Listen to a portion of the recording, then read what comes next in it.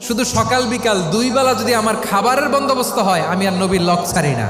আমার আনসার সাহাবারা ক্ষেত খামারের কাজ করতো, আমার মুহাজির সাহাবারা ব্যবসা করতো, আর আমি নবীর সাথে সাথে থাকতাম। 5374টা হাদিস তিনি বর্ণনা করেছেন। সবচেয়ে বেশি হাদিস বর্ণনাকারী সাহাবী আবু হুরায়রা রাদিয়াল্লাহু তাআলা।